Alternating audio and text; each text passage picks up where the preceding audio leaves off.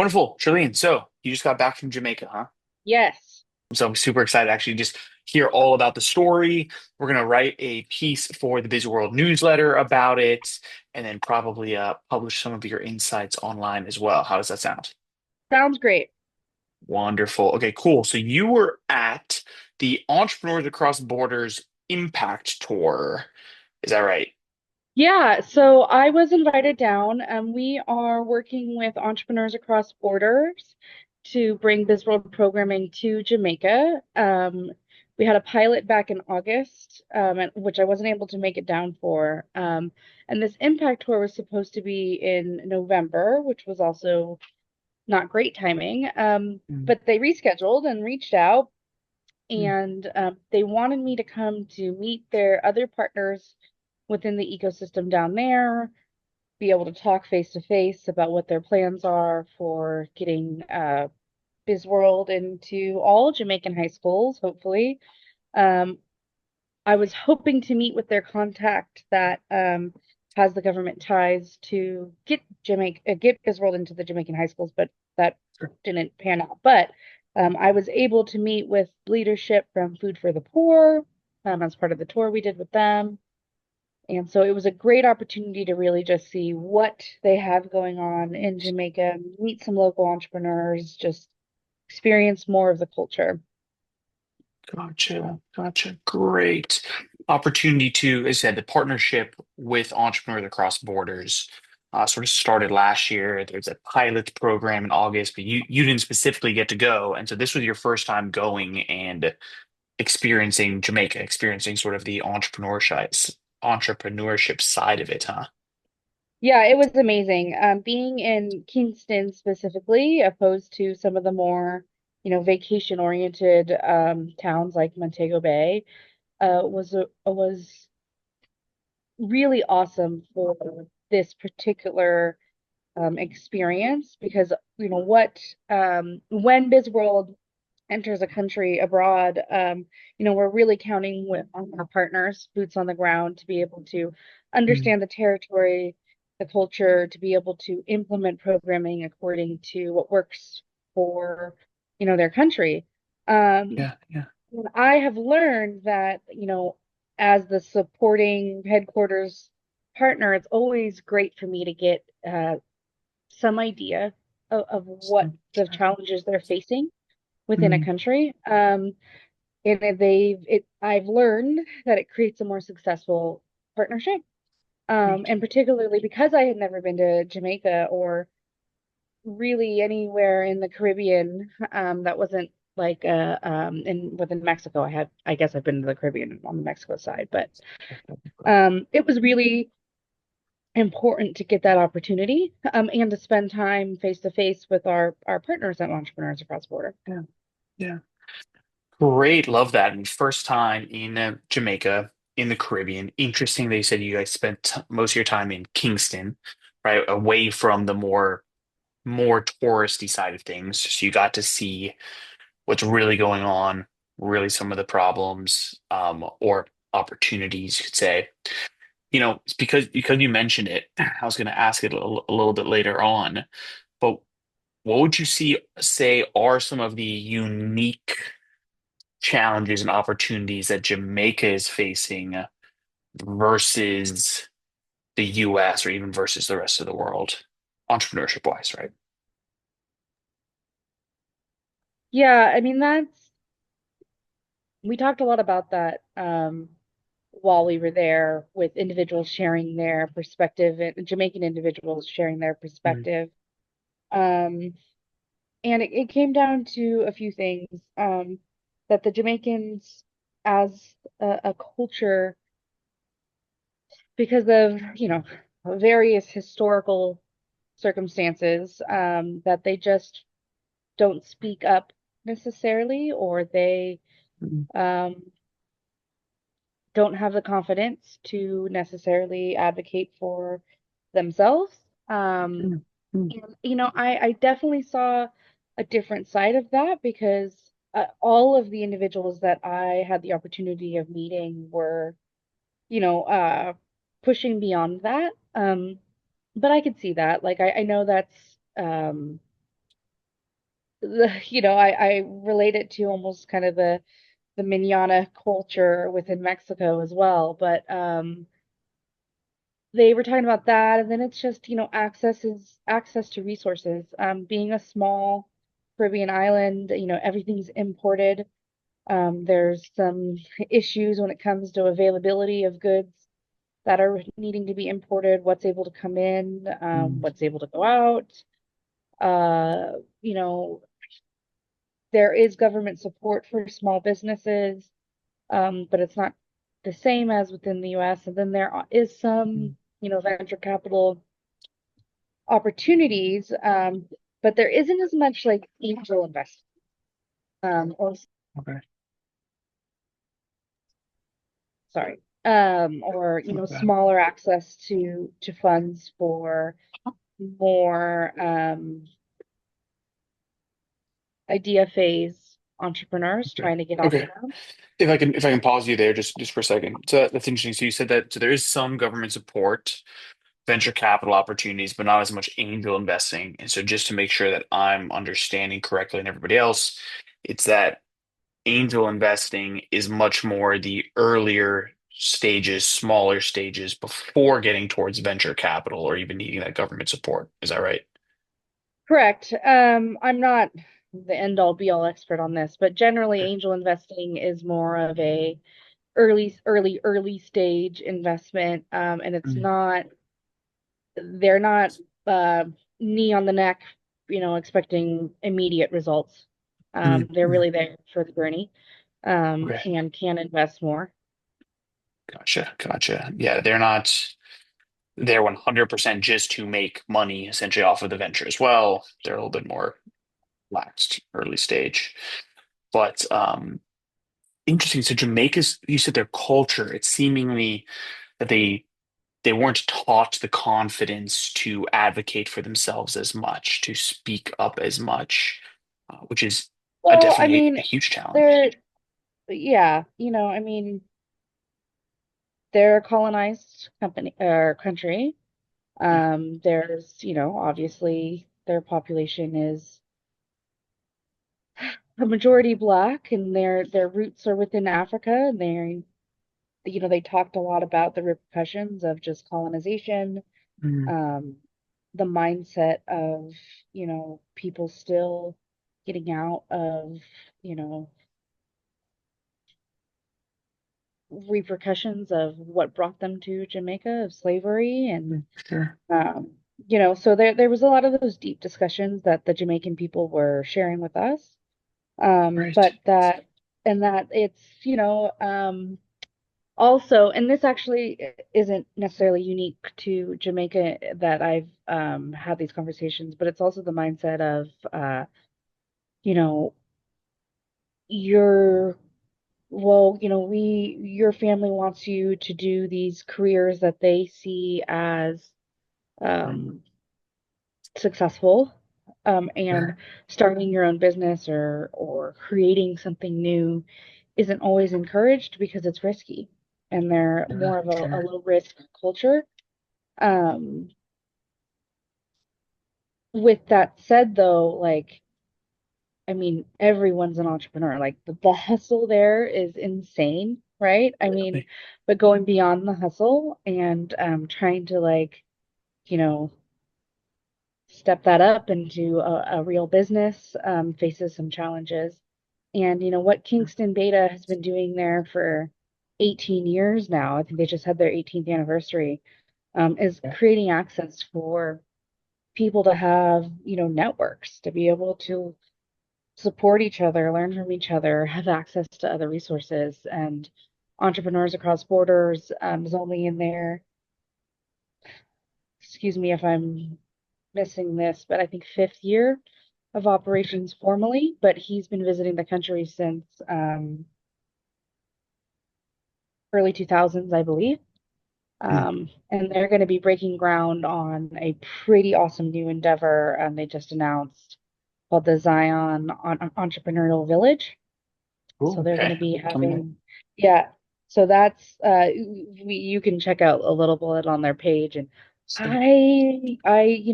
they're just acquired and the ground. They're partnering with Food for the Poor, Kingston Beta.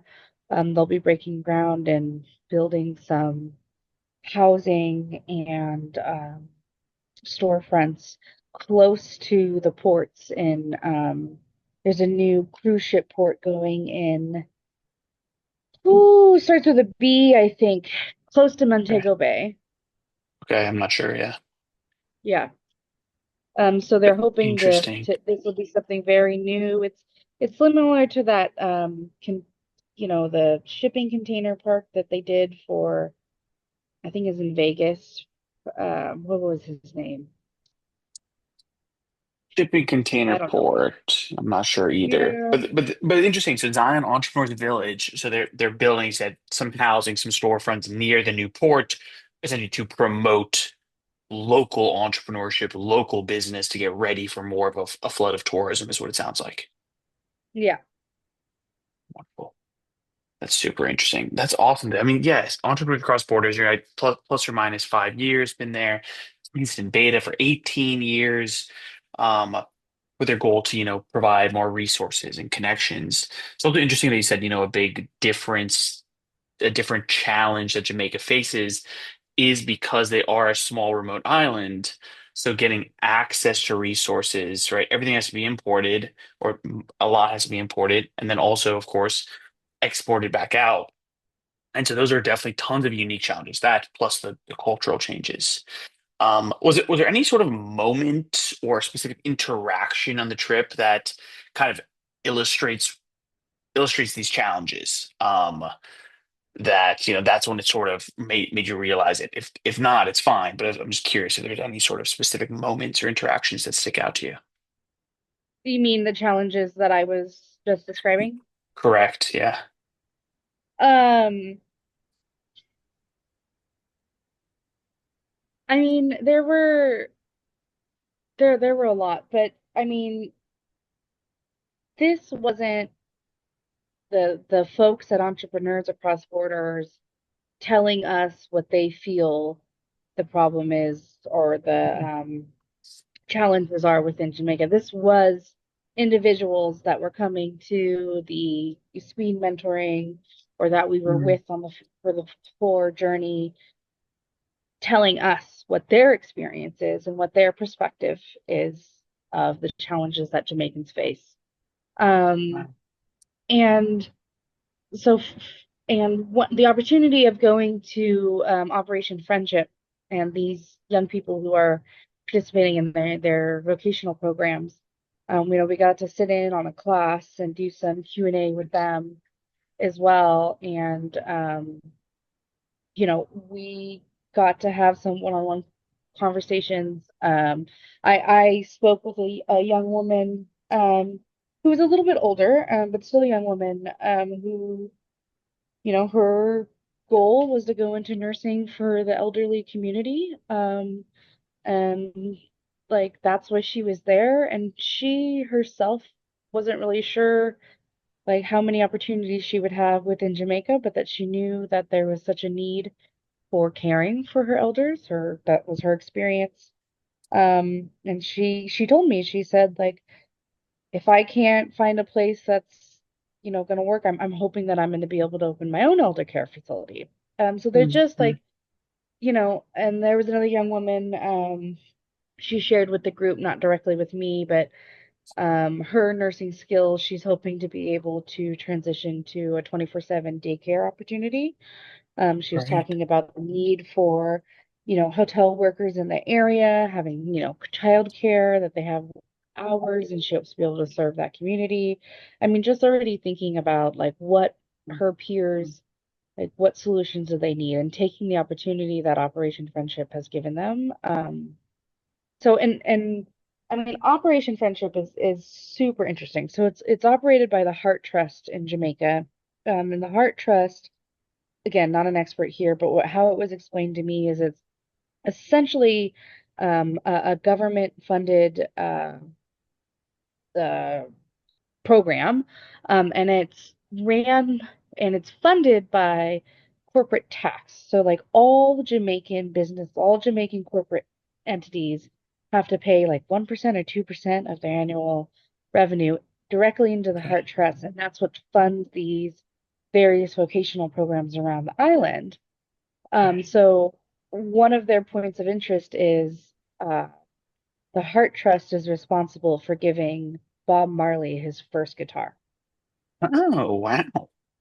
You can look that up. He's talked about it in interviews prior. And so, I mean, I saw the effect that they're having on individual lives there in Jamaica, giving them a chance to get off the streets, learn some skills that can really set them forward in careers. But I think we can both agree that giving Bob Marley his first guitar pretty much changed the world. Yeah, So, I mean, pretty much changed the world. Yeah, it's an interesting example. Obviously a very unique example, something that happened. But wow, so the Heart Trust has been around for a while and like truly yeah. making big difference. And so are they also, um, because you mentioned the vocational training that you guys sort of sat in. I think that was Operation Friendships, all right?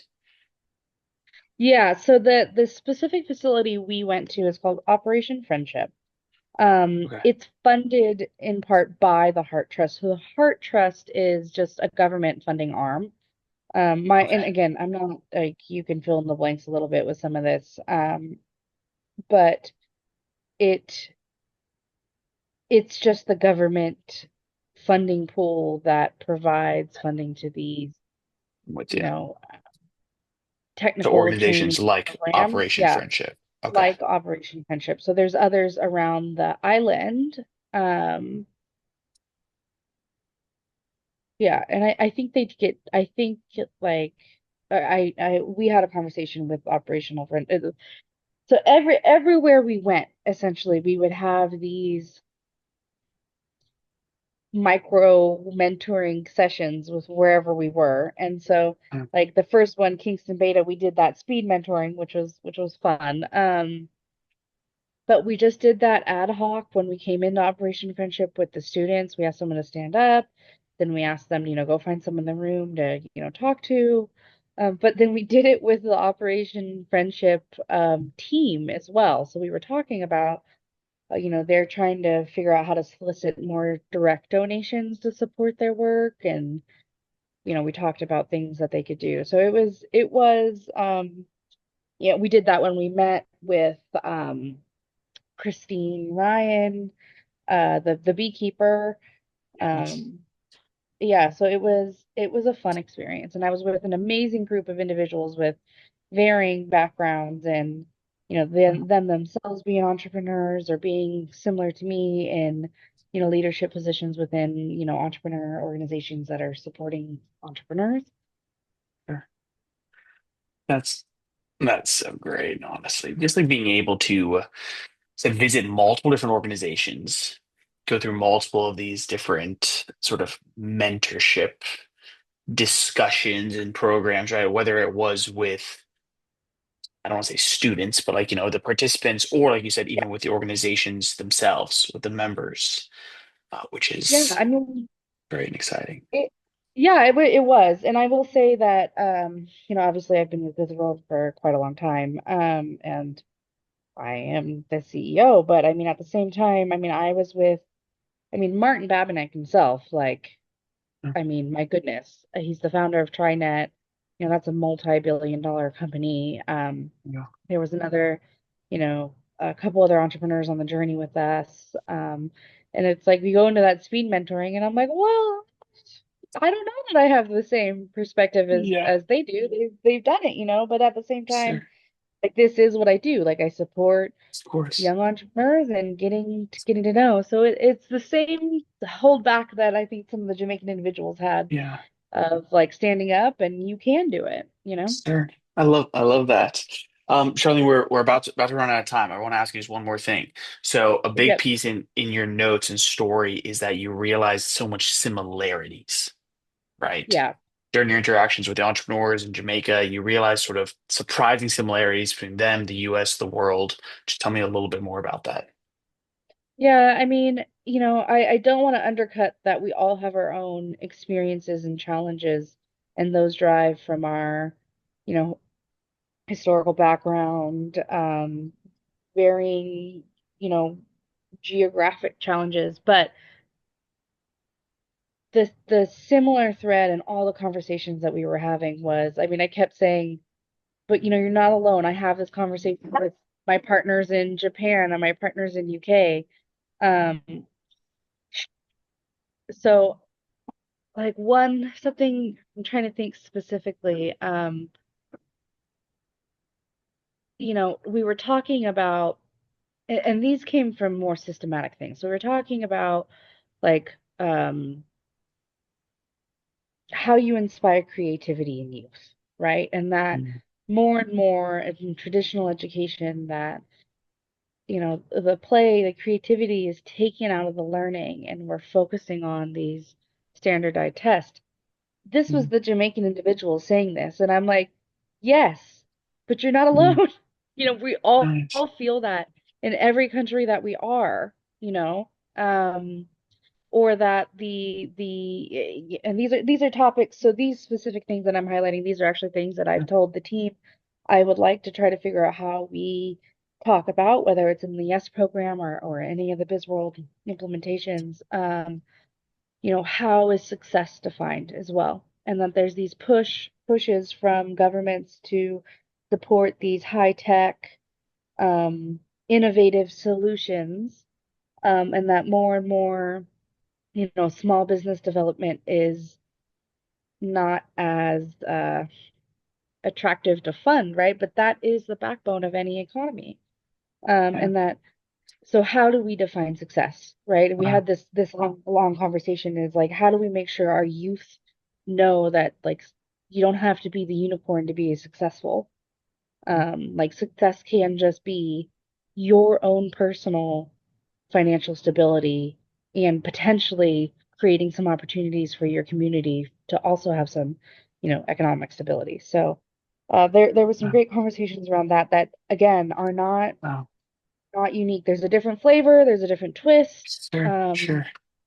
But yeah, Wonderful. Wow. That is what a great place to wrap up. I really love this topic about redefining success, right? It's interesting. You said there's these conversations that are bridging between Jamaica and now you hear it in Japan and the UK and the US about, inspiring creativity in youth, right? Play has been taken out with all these standardized testing. But then the yeah, secondary piece here of like, how is success defined, right? Everyone wants to fund a unicorn, right? $1 billion company, and it's yeah. really attractive and, seems amazing on the news. Like actually impacting your family, your locality, your local economy, like that is absolutely success. It, So it's really there interesting one to hear. Yes, there was one other funny kind of theme, and I'll tell you this Mm, even if it makes me a little late. But we had this ongoing conversation about just like how random things just like happen by chance. You meet people, it's a small world. And we started off the tour with how we had a gentleman with him. His name is Clive, and he owns a food truck business in Key West as well. He's a private chef, and that's how he met Martin, and they became, and that's how he became on the trip.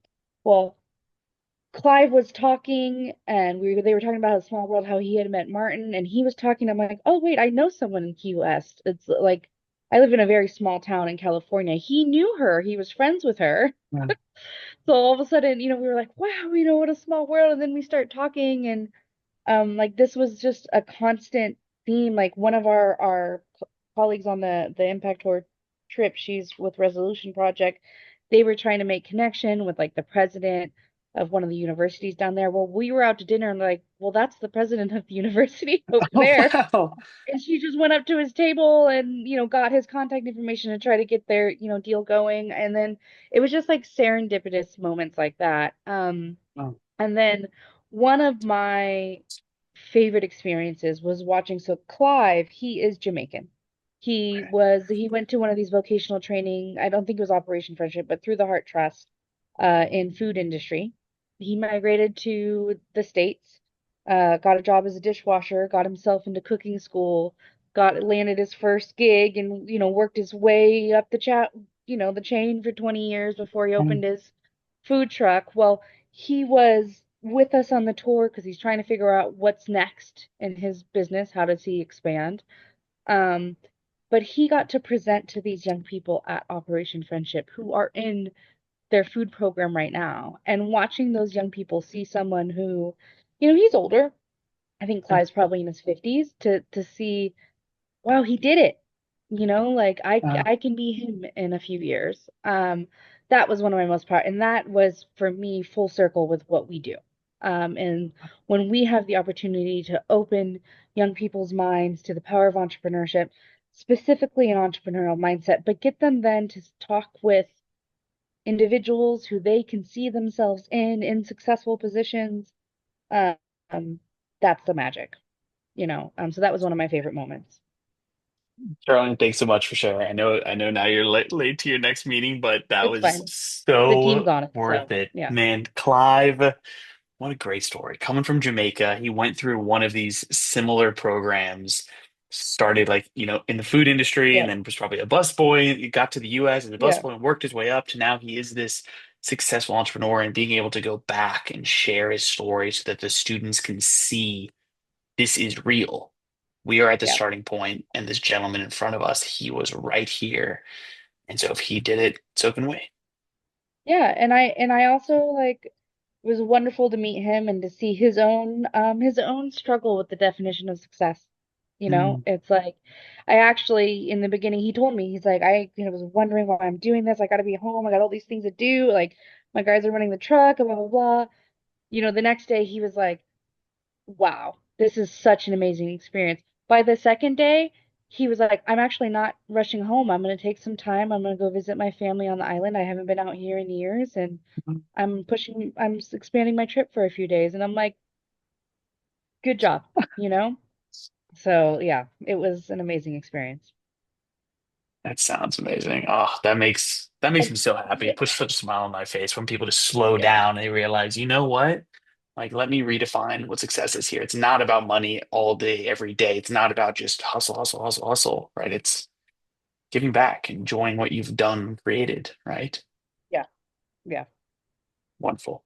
Charlene, thank you so much. What a fun trip. We're going to Yep. write an awesome newsletter article about it. We'll put another article on the website. And also, your article on LinkedIn was great as well. And so, just tons of amazing information. I'm so happy that we're sharing with everybody. Awesome. Well, thank you, Wayne. Yes, ma'am. We'll talk Absolutely. soon. We'll talk soon. Thanks, Charlene. Have a good day.